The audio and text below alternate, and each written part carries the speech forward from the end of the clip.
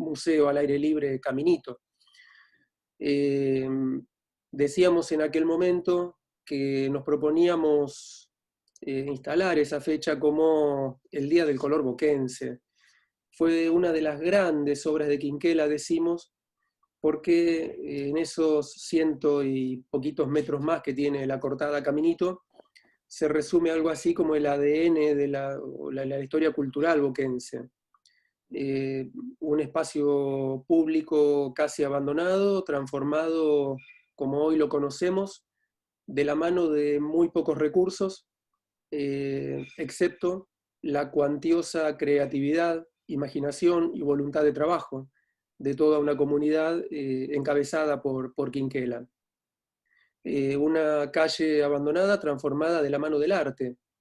Y ahí tenemos, ¿no?, uno de los principales atractivos que tiene el país, uno de los espacios más fotografiados del mundo, todo por obra y gracia del arte, ¿no? Por eso decíamos que cada 18 de octubre o alrededor de esa fecha es que íbamos a proponer a nuestras comunidades esta conmemoración, el Día del Color Boquense. Por esas cuestiones del destino que tanto a veces parecieran señalar a Quinquela y cada uno de sus actos, existe, como todos sabemos, un Día Internacional del Color. El Día Internacional del Color es el 21 de marzo.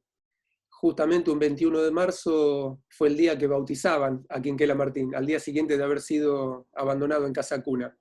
Este pequeño niño que parecía desde su cuna, desde su más tempranos sí, albores, estar señalado por el color. Así que bueno, en el marco de esto que hemos llamado el Día del Color Boquense, es que estamos proponiendo estos 2 días, hoy y mañana, con una serie de presentaciones que van a tener como centro, bueno, lo que estamos hablando, el color desde distintas perspectivas. Me toca abrir dando un marco general de el color y el sentido, el significado profundo que el color tenía, no solamente para Quinquela, sino para todo un entorno, y especialmente para Quinquela como resumen de ese entorno. Porque lo que se encierra en esas apuestas coloridas y en esa omnipresencia del color en Quinquela y en el barrio, es ni más ni menos, como decía al principio, que el ADN cultural de toda una... No es solamente un barrio, como vamos a ir viendo, sino de algo que viene desde lo más profundo de la historia y tiene que ver con cómo pensamos ciertas identidades. Así que bueno, voy a compartir una presentación. Después de la presentación abrimos, como decía Gladys al principio, para las preguntas, lo que estimen necesario. Gracias a la tecnología pude elegir este fondo virtual, no es que ahora esté en Caminito, si bien espiritualmente estamos siempre por ahí, y de hecho todos los días pasamos por allí. Gracias a estas maravillas tecnológicas es que ahí estamos rodeados de este entrañable paisaje. Pero ahora vamos a compartir esta presentación. Digo yo confiando en la tecnología, calculo que vamos a...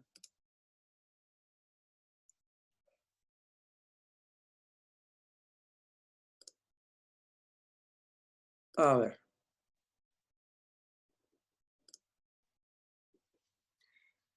Bueno, se está viendo, ¿no? Estamos con la presentación, les pido dedo para arriba si aparece. Bien, bien. Cierto edificio que nos resulta familiar, el lugar donde comenzaron las grandes devoluciones de Quinquela. Como todos sabemos, este edificio al que vamos a entrar más en profundidad, a analizar sus colores y el porqué de esos colores.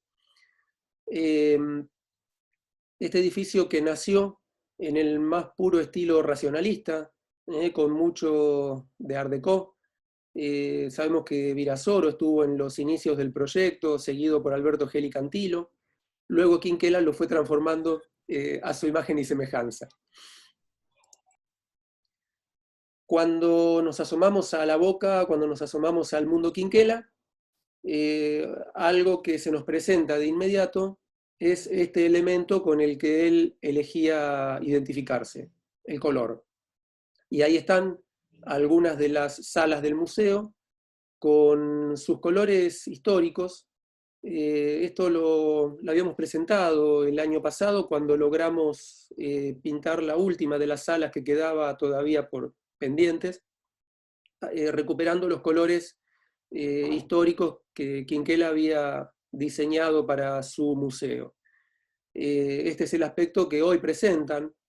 La sala, la que vemos arriba a la izquierda, es la sala Eduardo Lázari, la que vemos arriba a la derecha, la sala Miguel Carlos Victorica, abajo a la izquierda otro aspecto de la sala Victorica, y más abajo a la derecha uno de los tantos objetos de la casa de Quinquela, que por supuesto estaba marcado por la presencia en ese momento completamente disruptiva, completamente infrecuente del color.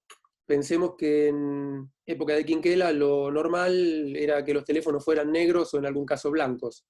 El teléfono de Quinquela era diferente. En la biblioteca de Quinquela podemos encontrar todavía en el archivo del museo este librito al que evidentemente Quinquela acudía seguido o en el que se apoyaba para algunos de sus conceptos. Es un libro de este doctor Eduardo Podolsky que aborda algo así como los efectos terapéuticos del color, los efectos psicológicos que podían ser beneficiosos del color, de la presencia del color en una sociedad. Recordemos que Quinquela va a hacer suyas estas novedades vinculadas al color y sus efectos sociales, diciendo, entre otras cosas, que el color calma el dolor. Esto que él decía cuando presentaba otra de sus donaciones, el Hospital Odontológico para Niños. Ese hospital odontológico donde él decía que los chicos lloraban menos que en otros hospitales, justamente por la presencia del color en los consultorios, en buena parte del instrumental, en los guardapolvos de los doctores. Hay un momento en el que no solamente el ámbito doméstico, el ámbito personal de Quinquela, sino el barrio entero, empieza a tomar los colores de su artista. No es posible situarlo con precisión, no es que sucede de un momento para otro, es más bien un proceso, es un lento proceso a partir del cual es como si los colores de las telas de Quinquela empezaran a derramarse sobre el barrio.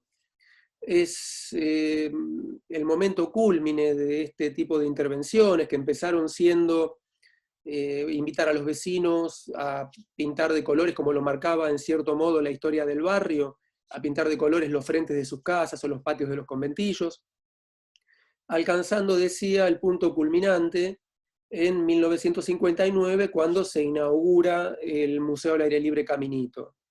Esta fotografía es es un fotograma de un film que nos facilitó el Museo del Cine de la ciudad. Es un cortometraje, uno de los primeros cortometrajes en colores, que como técnica experimental, que era la aplicación de color en el cine, fue filmado casi íntegramente en la Boca. ¿A dónde van a ir a buscar color en exteriores si no era al barrio de Quinquela?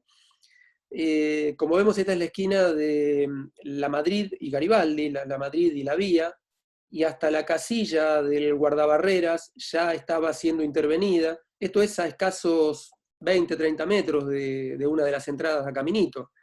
Y como vemos, el color desde Caminito ya desbordaba hacia todo su entorno. Más o menos para el mismo momento,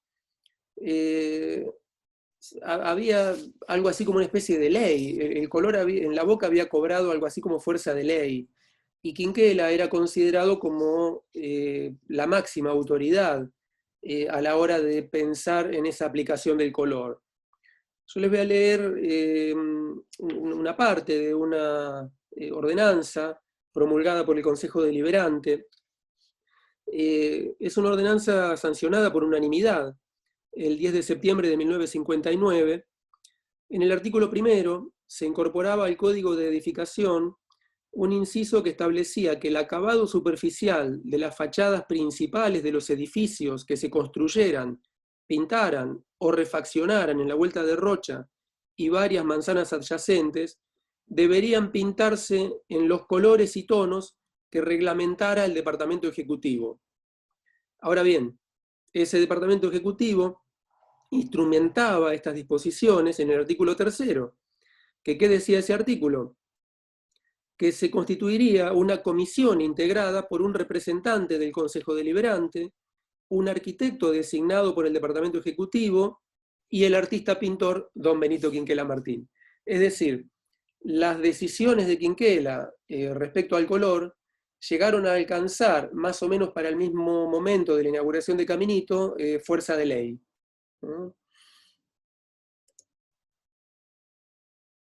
Aquí tenemos una de las últimas intervenciones, esto es también con el rescate histórico de los colores que habían tenido en su primer momento Caminito. En la imagen de arriba es como estaba ese muro en julio del año pasado, julio del 2019. Ya en agosto, principios de septiembre, presentaba el aspecto que hoy presenta, que es el de la imagen de abajo. Esto fue gracias a el trabajo conjunto del Museo Quinquela Martín, dependiente del Ministerio de Educación de la ciudad, y la Fundación PROA, con el aporte de Plavicón. Digo que estos eran los colores históricos de Caminito, porque ese fue el trabajo al que afortunadamente pudimos colaborar sobre la base de mucho material de archivo, relevado, material nuevo, fotografías que fueron apareciendo, documentación que fue apareciendo. Fíjense el grado de distorsión, casi que el único tono que permanecía más o menos vinculado a lo que había sido en su origen es el verde de la esquina superior izquierda. Ahora después vamos a ver una serie de imágenes de ese tránsito de distorsiones y de interpretaciones bastante extrañas respecto a la aplicación del color en los edificios, inclusive en el edificio del museo. No podemos hablar, esto lo vamos a ver también un poquito más adelante, no podemos hablar, no obstante esto que estamos diciendo, de una paleta formalizada, homogénea, indiscutida de Quinquela vinculada a los edificios. Vamos a ver que los edificios eran intervenidos por Quinquela, a veces cambiando muy drásticamente alguna tonalidad respecto de la intervención anterior en el mismo edificio. Vamos a ver este tipo de cambios muchas veces muy notorios en algunos de los edificios. Sin embargo, en los colores que se fueron consolidando como los que más tiempo estuvieron o los mejor documentados, vamos a ver una estricta coherencia en esa selección y por eso podemos hablar de algo así como una paleta aplicada a estos edificios. Fíjense esta imagen. El museo es la primera de las donaciones de Quinquela, el primero de los edificios donados, 1936. Y el Teatro de la Ribera es el último, 1971.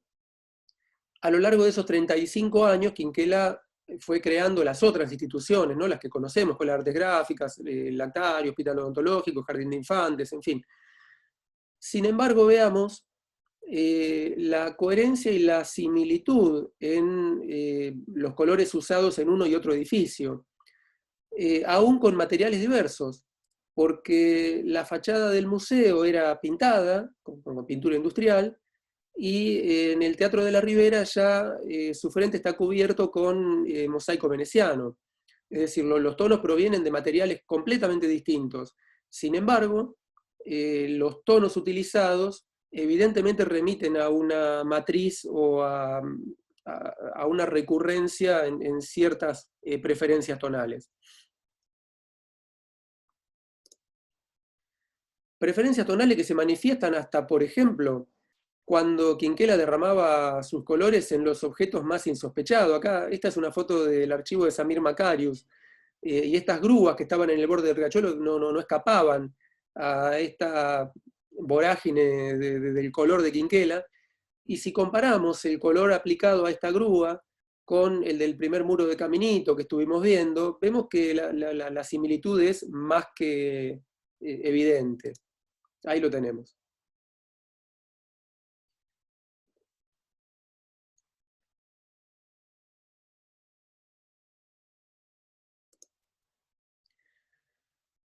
Después de la exitosa inauguración de la calle Museo Caminito, Quinquela, que siempre iba por más, en este caso también iba por más, y alegando que el color era lo mejor que le podía pasar a la vida de nuestras sociedades, eh, digamos, apelaba a la posibilidad que en todo el país hubiera algo así como calles caminito, es decir, entornos mejorados a partir de la presencia del color. Y en La Boca soñaba con un asfalto de colores. Él decía que si el barrio de La Boca se asfaltaba de colores, La Boca iba a ser algo así como una inmensa sonrisa junto al riachuelo. Llegó a hacer experimentos incorporando color en el asfalto, hablaba de algunas formas caleidoscópicas que podía tener, configuraciones caleidoscópicas que podía tener el color aplicado al asfalto. Basados en esta voluntad de Quinquela y sin querer hablar a Quinquela, sin querer hacer interpretaciones antojadizas, a la manera de homenaje a este deseo de Quinquela, que es uno de sus deseos no cumplidos, es que enfrente del museo, sobre el piso, hicimos la intervención que todavía hoy se disfruta. Como vemos, esta convicción de la presencia del color mejorando la vida se hacía extensiva a cada rincón que fuera posible imaginar. Decía hace un rato que hubo muchos cambios en los edificios, en las intervenciones cromáticas de Quinquela, y este documento que nos permite hoy asegurar de qué color sería conveniente pintar la fachada y los interiores de nuestro edificio, es una investigación muy rigurosa que se hizo a fines de los años 90 entre la Fundación Museo Histórico de La Boca, a través de su subcomisión de mejoramiento y preservación urbana, que estaba coordinado por una queridísima arquitecta, bueno, ya no está entre nosotros, la arquitecta Emilia Rabuini, en conjunto con la firma AkzoNobel. Fue un relevamiento muy riguroso, con cateos de cada rincón del edificio, que fue permitiendo llegar a algo así como las distintas capas geológicas. Hubo espacio, como ahora vamos a ver, donde se encontraron más o menos como 6 o 7 capas diferentes. Varias de esas capas corresponden a elecciones de Quinquela, ¿no? Bueno, esta es una foto que me quedó al revés, de los responsables de la investigación. Aquí, digamos, parte del trabajo de los cateos, las cartas aplicadas a esos cateos, cómo se iba llegando a tratar de desentrañar en cada espacio del edificio qué tonalidad le correspondería. Una de las principales dificultades se presentaba con la fachada del museo, porque fue cambiando muchísimo a lo largo de los años. El edificio nació blanco, era un edificio racionalista, y durante los primeros 6, 7 años, ese frente, esa fachada era blanca. La primera imagen en colores que aparece documentada en esta investigación es esta de 1956, que vemos ahí arriba, con un edificio casi enteramente rosado, con ese pórtico, esas columnas verdes. Vemos en cada fecha de ese relevamiento cómo los colores de ese frente iban cambiando, hasta llegar al año 1997, donde directamente se lo pintó de Boca. Asociándolo con el barrio de La Boca, se lo llegó a pintar de Boca. a raíz de esa intervención desafortunada es que se impone esta investigación de la Comisión de Mejoramiento y Preservación Urbana, como para tratar de volver el edificio a, bueno, sus tonalidades históricas. Uno de los principales problemas a la hora de realizar este trabajo y cualquier trabajo que uno quiera emprender, tanto en estos edificios de Quinquela como en la calle Caminito, es que evidentemente se pintaba como se podía, es decir, no era solamente una elección de un color determinado, también había una limitación material, la industrialización del color, los colores disponibles en el mercado, eh, y también la disponibilidad económica. Es evidente, si vemos, por ejemplo, la foto, si bien tiene muy baja calidad, esta foto del año 1971, vemos cómo evidentemente está pintado el frente en su parte más adelantada, más cercana a la vereda, y en los paños más retrasados está sin pintar, inclusive se lo describe como un color tierra, como bueno, es decir, se iba pintando evidentemente a medida que se iba consiguiendo el material. Esto se hace evidente en el museo, en el edificio de la Escuela Museo, y también se hace evidente en Caminito, donde no vamos a encontrar casi nunca, casi ninguna fotografía de ninguna época con Caminito enteramente pintado. Vamos a ver siempre fotos donde algún sector, vamos a ver ahora algunas de las imágenes que vienen, vamos a ver siempre algún sector muy renovado, lozano, con el color en máxima saturación, y otros que ya están degradados o ni siquiera pintados. Esto también fue un obstáculo que se encontró la gente que realizó este relevamiento aplicado al edificio del museo. Ahí está lo que les decía del frente pintado con los colores de Boca. Y un distintivo que es en el que se basaron como para interpretar lo que sería la paleta definitiva de esa fachada. Porque este distintivo fue avalado por Quinquela, fue en una conmemoración en los años 60 de la escuela Pedro de Mendoza, de la escuela número 9.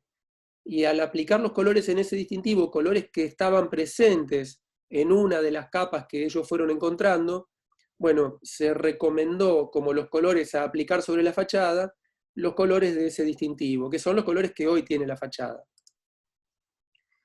Aquí está la fotografía del frente, y todos esos rectángulos de colores que ven ahí son los tonos que fueron encontrando, correspondientes, por supuesto, a los distintos momentos. Como ven, no solamente se cambiaba a veces drásticamente una tonalidad, sino que por ahí dentro de algo que siempre fue verde, vamos a ver distintos tonos de verde. Algo que siempre fue amarillo, ocre o rosado, vamos a encontrar distintos tonos de amarillo. Vaya desafío el que había emprendido esta comisión.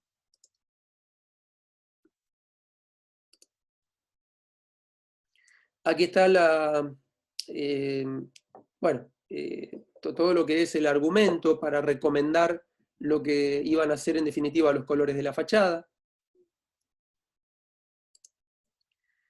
Otra de las páginas de la investigación donde está codificado, detallado, bueno, cuáles son los colores históricos encontrados y cuáles en consecuencia los que se recomiendan. Es decir, es tan importante el tema, entraña tantas connotaciones simbólicas además, la presencia del color aplicado a estos edificios, que ameritó este tipo de investigación y amerita cada vez que vamos a pintar, así sea el marco de una puerta, apelar a este documento junto con, cotejándolo siempre, con nuevas fotografías que puedan haber aparecido, con nuevas investigaciones que se puedan seguir emprendiendo. Pero hoy es este el material de referencia más exhaustivo con el que contamos. Aquí está el plano del museo, esto es en la casa museo, los colores del tercer piso, por qué en cada una de las salas se recomienda determinados colores y en qué sectores.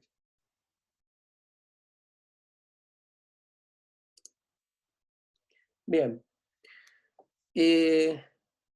Esta es una foto de 1954. También es el fotograma de un film del Archivo General de la Nación. Y aparecen bueno, aparece el espacio entrañable de Vuelta de Rocha y dos de los espacios simbólicos.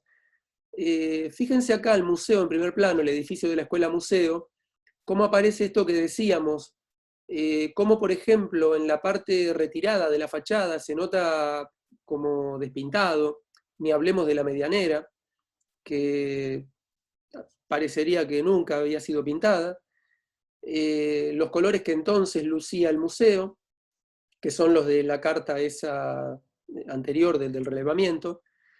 Y fíjense atrás, todavía no había empezado la intervención de Caminito, la intervención cromática de Caminito. Caminito todavía era el paso abandonado del ferrocarril. Y vean cómo antes de Quinquela, igual ya esa ochava, la esquina de Caminito, ya espontáneamente era pintada, presentaba esas tonalidades. Esto mismo aparece en una pintura de Víctor Cúnsolo, una pintura de la década del 20 de Víctor Cúnsolo que retrata la cortada que hoy es Caminito, donde también aparece la ochava pintada. Se ve que desde una época muy, muy temprana, contradiciendo todos los cánones arquitectónicos habidos y por haber en el momento, ya el color se aplicaba no solamente a algunas de las casas de chapa y madera, sino también a estas construcciones de material.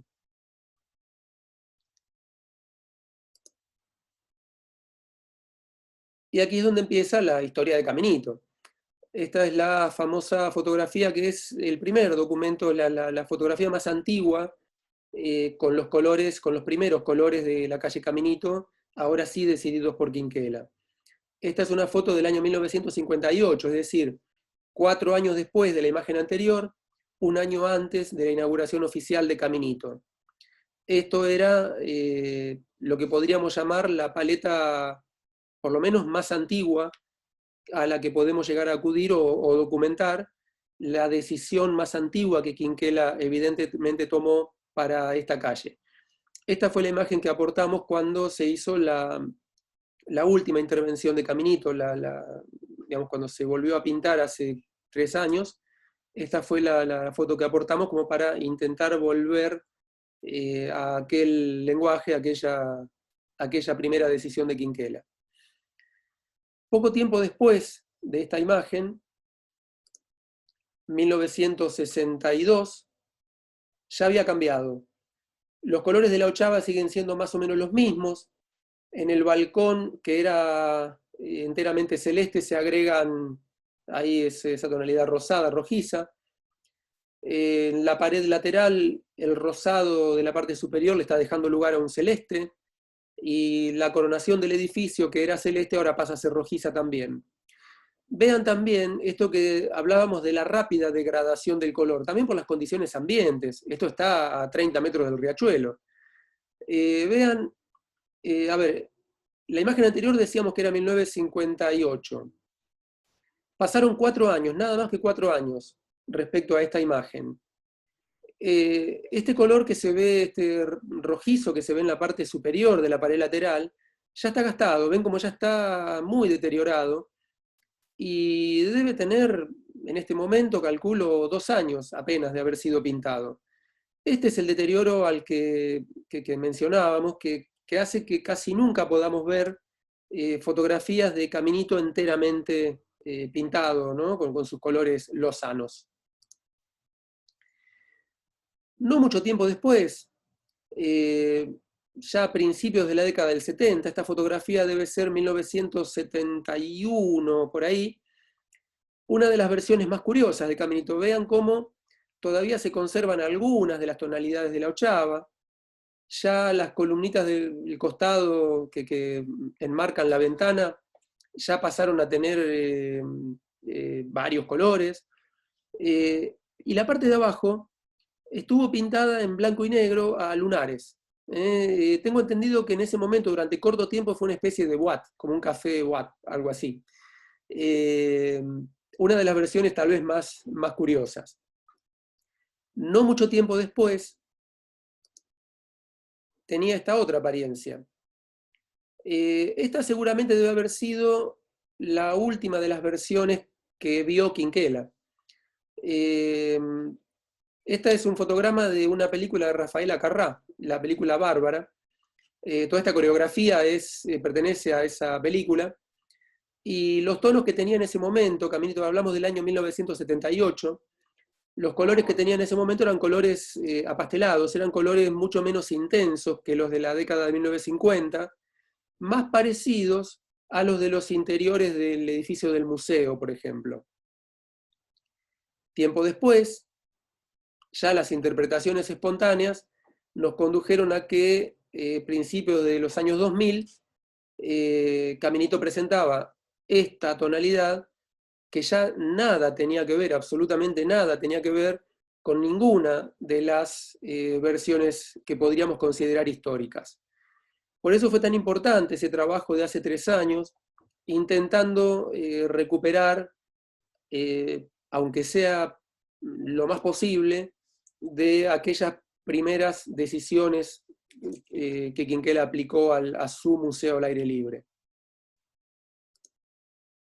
Este es el aspecto que presenta hoy, después de esa intervención.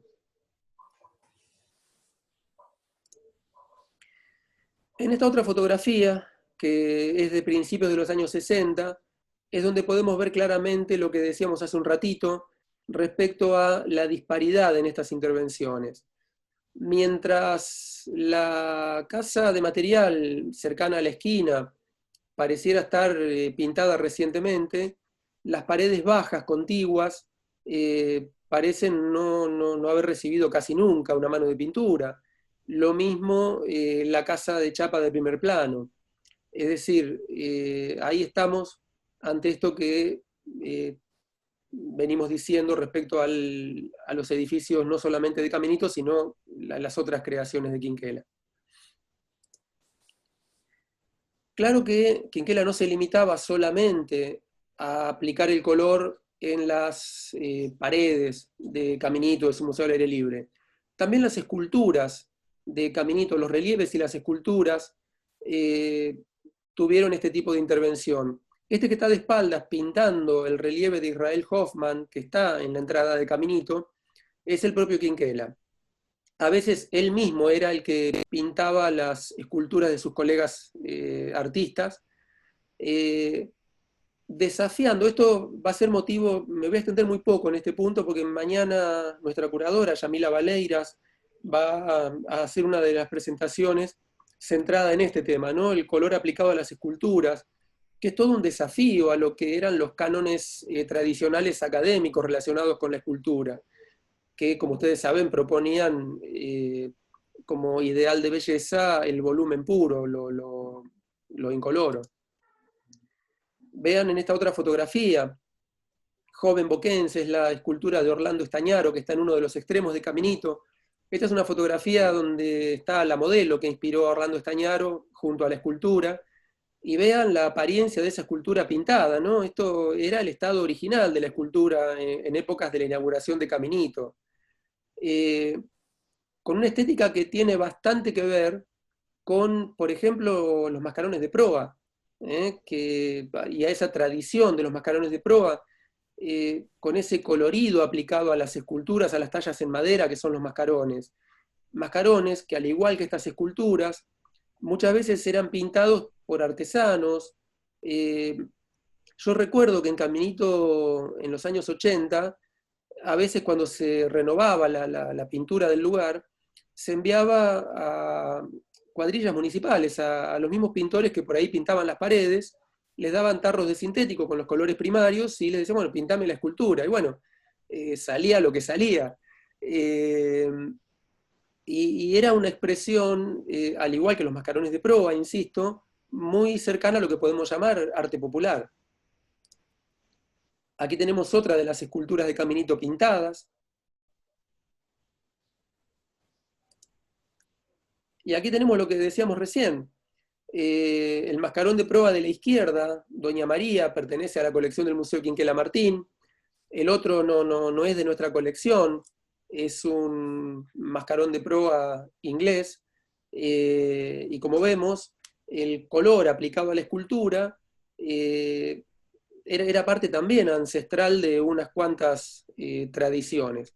Tradiciones que, insisto, desafiaban bastante lo que eran los cánones relacionados con lo que podríamos llamar el buen gusto, o el ambiente de las culturas centrales. Y acá me quiero detener un poco. Cuando hablamos de cánones de culturas centrales, de cultura de los arrabales, quiero entrar por ahí a lo que sería el centro de lo que nos proponemos con esta celebración del color y los discursos implícitos y explícitos de Quinquela referidos al color.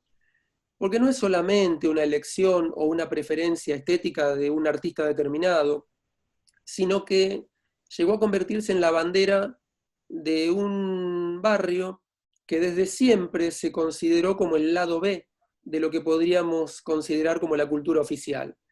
Esa tensión que a veces distinguía la relación entre la cultura del centro de la ciudad de Buenos Aires respecto a los márgenes, es lo que de algún modo expresa La Boca y Quinquela, contraponiendo la presencia del color exuberante a los dictados académicos que en la escultura, en la pintura, en la arquitectura, imponían un buen gusto más relacionado con cierta monocromía.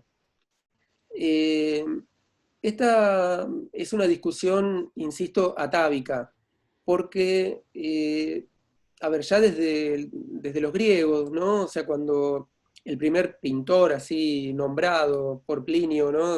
Tal vez el más famoso de los pintores griegos legados por la antigüedad, del que curiosamente no nos llegó ninguna obra, es el más famoso y es el que no tenemos ninguna obra, el divino Apeles,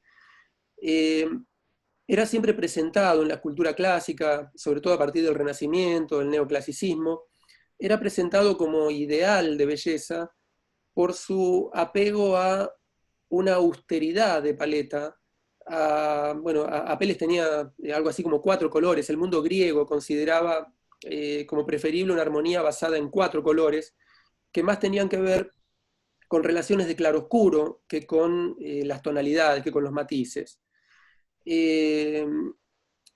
Ahora, esto no representaba lo que era la escultura o los lenguajes artísticos de la Grecia clásica, no lo representaba por lo menos completamente, porque a principios del siglo XIX, sucesivos descubrimientos fueron echando luz respecto a que la escultura griega y la arquitectura griega eran muy coloridas, inclusive con un colorido ¿por qué no rayano, con un gusto muy, muy desafiante a los mismos cánones que se habían basado en esas culturas?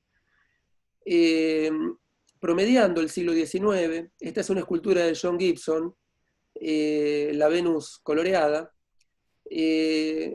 donde muy tímidamente Gibson, apelando a la representación de una diosa griega, se anima a colorearla, pero fíjense la sutileza de esos tonos, es decir, recogiendo esos últimos descubrimientos vinculados a la escultura clásica colorida, Gibson se anima a este tipo de tonalidades aplicadas al mármol. Así. Ahora bien, este tipo de tonalidades despertaron un escándalo más o menos. La crítica de arte del momento no lo trató muy bien a Gibson y hablaba de esta obra diciendo que era algo así como la representación de una meretriz antes que de una Venus. Entre otras cosas, ¿por qué? Y porque el color, esa proximidad con el color, era algo así como sinónimo de vulgaridad. Todavía en tiempo de Quinquela, y me animaría a decir que aún hoy, esta cercanía con el color suele asociarse con lo chillón, con el mal gusto. A ver, ¿a quién le gusta el color? A los niños. Es decir, todos los ideales basados en un mundo racional, las filosofías racionalistas, esta herencia, insisto, de la filosofía griega clásica, ha modelado buena parte del andamiaje académico en el arte sobre la convicción de que la forma aquello medible, la forma que es lo único mensurable en arte, lo único que puede responder a un patrón matemático, que la forma está antes que el color, que es pura sensación, que es pura vibración, que es una cualidad mucho más inasible que lo que podría ser la forma o el claroscuro. Sobre ese andamiaje es que resultaba tan desafiante esta escultura de Gibson, un escultor, el último de los escultores neoclásicos ingleses, que junto a la Venus, a esta obra, había colocado un cartel que decía algo que seguramente le habría gustado mucho a nuestro amigo Quinquela. Decía Gibson en ese cartelito: la agradable variedad de colores clarifica la incierta forma de las cosas, distingue lo confuso y lo ornamenta todo. Sin el color no hay vida, ni salud, ni belleza, ni juventud. Casi parecían palabras de Quinquela.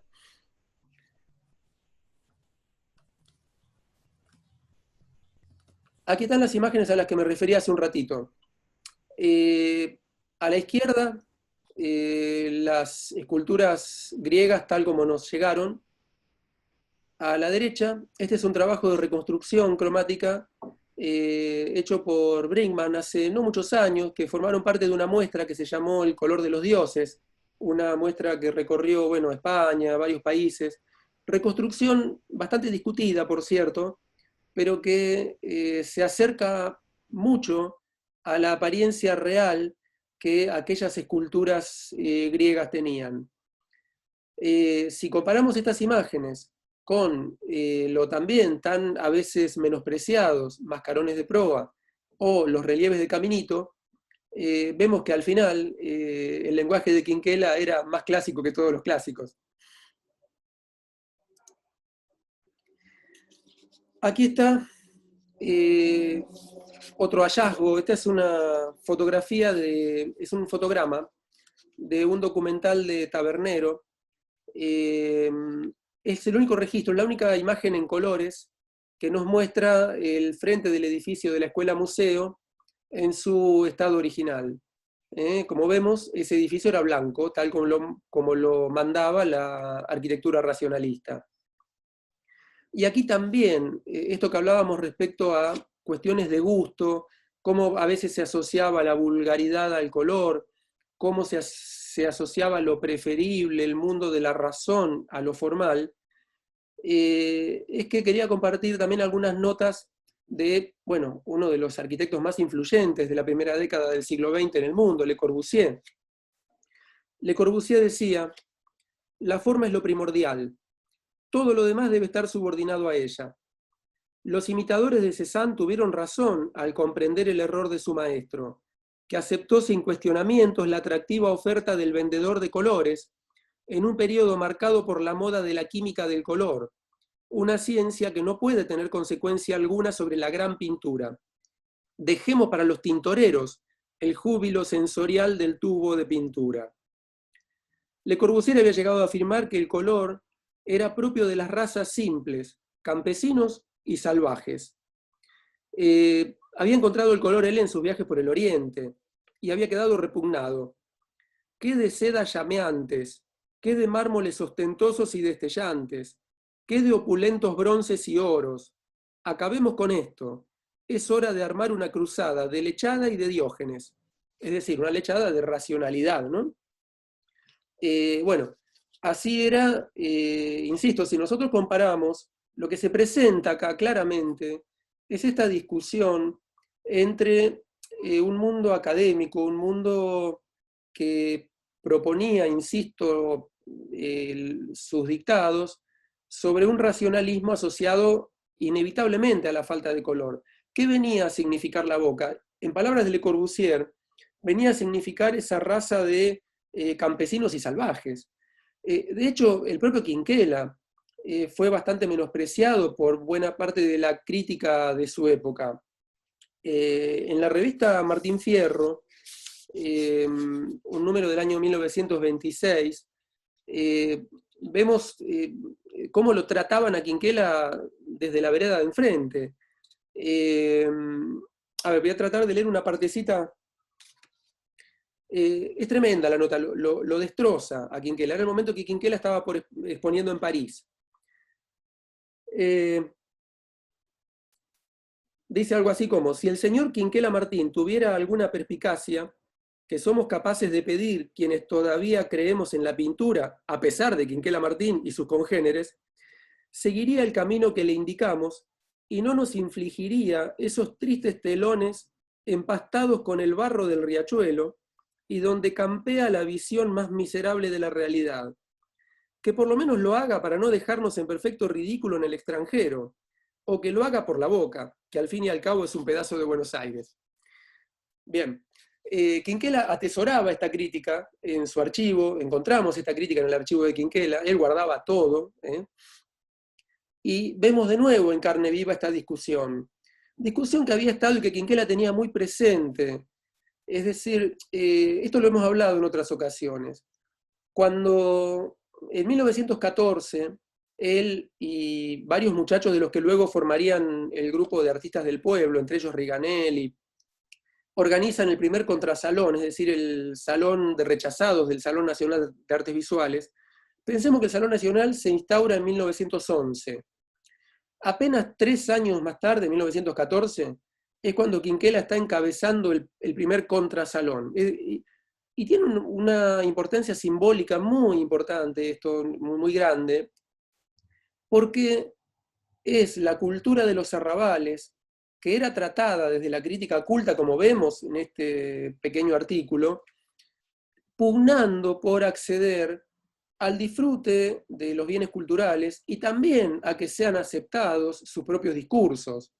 Discursos que colisionaban con los postulados académicos. Aquí tenemos entonces este edificio que le hubiera encantado a Le Corbusier, transformado a los pocos años a la manera de Quinquela.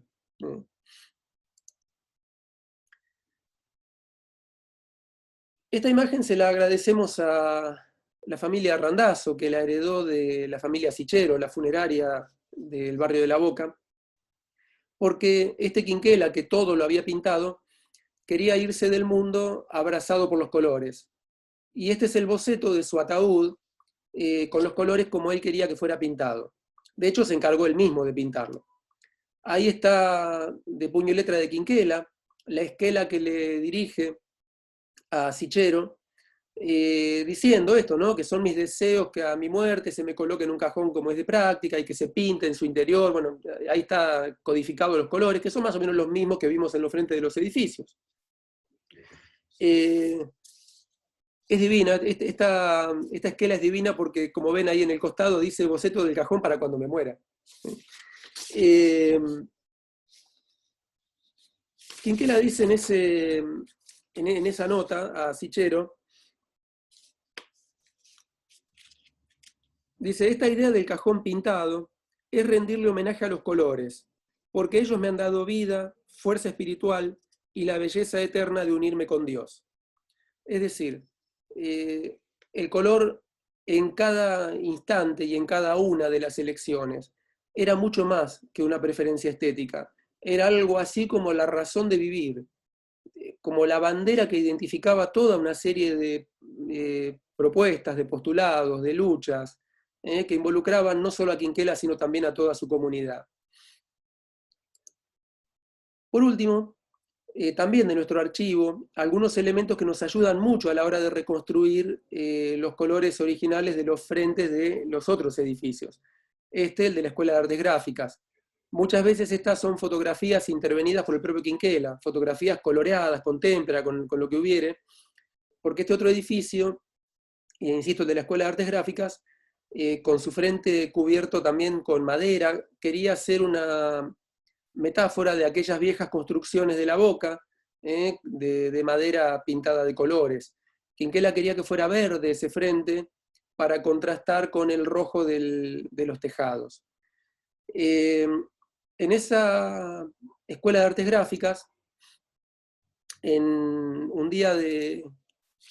Esto lo voy a leer un poquito porque es muy sabio, voy a terminar con esto porque cuando hablamos de este Quinquela que en 1914 luchaba ardorosamente, intentando que su discurso artístico fuera atendido por las instancias centrales, las instancias académicas, en ese contrasalón del Salón Nacional, no dejó de luchar a lo largo de toda su vida, siempre con el color en el centro.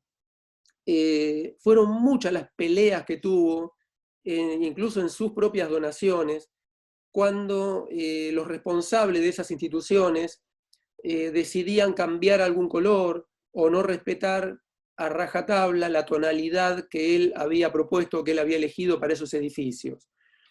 Y hay un par de incidentes que son famosos. Uno fue en el Hospital Odontológico y otro del cual hay un acta en el museo que tuvo lugar en este edificio, en el edificio de la Escuela de Artes Gráficas. Quinquela hace un acta donde dice: discusión en la Escuela de Artes Gráficas el día sábado 10 de diciembre de 1949 a las 9 de la mañana. Bueno, Quinquela cuenta que visitó la escuela y se encontró con 30 pintores, pintando los patios y las escaleras. Pregunté al director sobre estos obreros y me contestó que eran obreros del ferrocarril que había mandado la superioridad. Empecé a protestar, alegando que era una vergüenza, que yo que había soñado y trabajado con tanto cariño en esta obra, me ofendieran sin avisarme nada, como si yo fuera un cualquiera. Bueno, la discusión que cuenta Quinquela empieza a subir de tono, de tal forma que terminan inclusive yendo a la comisaría. Entre otras cosas, cuenta Quinquela: el señor Álvarez decía que yo había insultado al ministro y que eso era para él lo más bajo que yo podía llegar. También me dijo que hasta el día de mi muerte él me perseguiría, haciéndome todo el mal que yo merecía. 50 veces yo voy a omitir las malas palabras, pero en el acta figuran como mala palabra. 50 veces me insultó, pongámosle, después me quería pegar, pero me tuvo lástima. Me obligaron y me echaron de la escuela porque no me correspondía estar en la casa. O sea, bueno, termina todo en la comisaría y hay algo delicioso en el final de esta nota que dice, por ejemplo, toda esta discusión fue porque estaban los pintores utilizando colores que no se correspondían con lo que Quinquela había determinado. Toda esta falta de delicadezas me amargaron a tal punto que me obligaron a protestar. Ellos también se descargaron con insultos de mayor calibre hacia mi persona. También he tratado y he hablado a la superioridad y a sus secretarios para conversar y nunca me recibieron.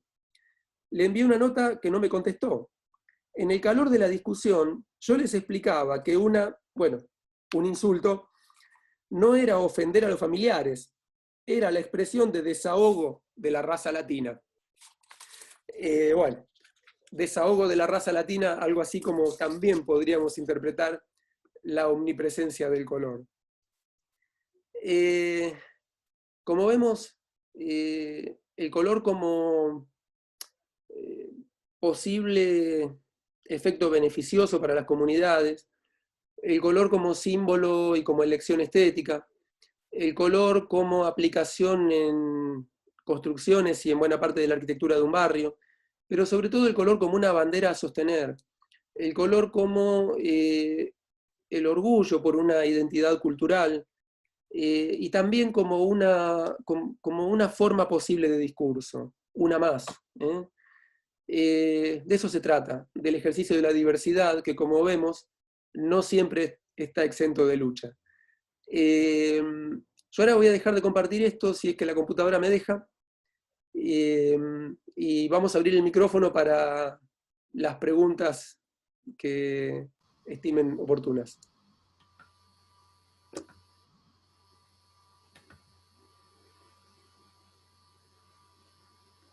Ahí están abiertos los micrófonos si quieren.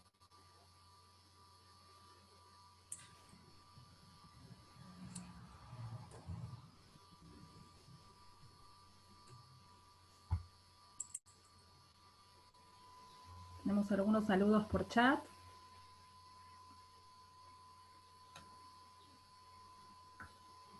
El que quiera participar.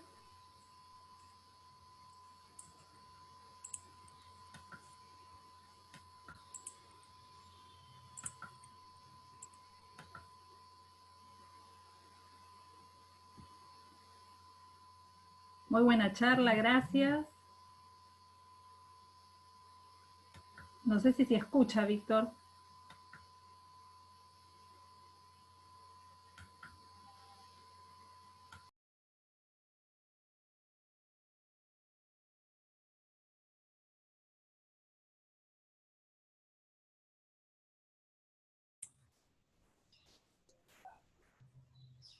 Me parece, amigo, estamos silenciados todos. Abramos los micrófonos para que quien quiera... Ahí está. Sí, buenas tardes, ¿qué tal? Hola. ¿Qué tal? Yo me pude enganchar más tarde, pero quería ver cómo era tu nombre completo. Yo soy Julieta Scarabelli de Rosario. Soy Sí, ingeniera industrial y artista plástica autodidacta. Y bien. bueno, y siempre me inclino al tema del color bueno, y desde chica que me han llevado mis padres por Quinquela. Tu Sí, nombre es soy Víctor, por acá estuve Víctor, viendo. Víctor Fernández. Ah, perfecto. Bueno, encantada. Hermoso todo. Bueno, muchas gracias. Acá veo una pregunta. Elisa Schurman pregunta si Quinquela dejó algún testimonio sobre la preferencia de colores pastel para los objetos pertenecientes a su casa, similares a las paredes de las salas, mientras que la fachada de los edificios tiene una paleta más fuerte. Incluso en las imágenes, sí. Sí, a ver, el testimonio que dejó sobre esa preferencia son los propios objetos. Es decir, no, esos objetos no han sufrido mayores intervenciones. Digo, son tanto los colores del teléfono como muchos de los muebles. Y ahí en los cateos de ese estudio que mostré al principio, aparecían estos colores, estas tonalidades en el interior del edificio. Ahí aventuramos una hipótesis que tiene que ver con el material entonces disponible, insisto con esto, ¿no? A veces no se pintaba con lo que se quería, sino también con lo que se podía. Pero sí, es clara la preferencia, inclusive la recurrencia a algunas tonalidades que son como las más evidentes. Ese verde agua que podemos ver pintado, no sé, el piano, las sillas del museo, una parte de su ataúd, parte de los muebles de cocina, digamos, aparece en el piano del Teatro de la Ribera, aparece en muros de otros edificios. Digo, el testimonio, digamos, por ser una historia relativamente reciente, el testimonio es la propia obra, la propia presencia física de esos colores. ¿Mm? Y sí es cierto que hay un contraste entre lo que son los tonos de las fachadas y los de los interiores. No obstante, hubo un momento, década del 60 más o menos, que tanto el frente del museo como lo que vimos en el fotograma de Caminito de la película de Rafaela Carrà, también los frentes llegaron a tener ese tono apastelado. Caminito hubo una época que tuvo ese tono y el frente del museo también. Ahí. Víctor, hay un montón de mensajes, no sé si se escucha bien. De excelente charla, un gusto escucharte. Perfecto, muchas gracias por la respuesta. Excelente la charla. Felicitaciones, como siempre, gracias. Excelente charla. Muy buena la charla, gracias. Bueno, gracias a todos. Ahí está Gustavo López levantando la mano. A ver. No, una curiosidad, que hablabas recién de la ordenanza de las fachadas, de los frentes de las casas del barrio, donde Quinquela participaba, que tendría que participar para ver el tema del color. ¿Sigue vigente esa ordenanza? No, era una disposición transitoria. Ah, La ordenanza sí, y de hecho, luego con los grados de protección APH, digamos, de la zona Vuelta de Rocha, claro. sí, digamos, para la intervención en colores participa lo que es APH y de algún modo el Ejecutivo con representantes participan.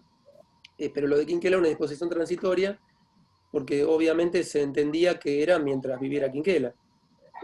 Claro. Lo mismo que la orden del tornillo, no sé, cuando él mismo establece que a su muerte no se daba más, ¿no? De algún Bien, modo sigue vigente el tema de que no podés intervenir de cualquier manera. bien. ¿Alguna otra Vale. pregunta?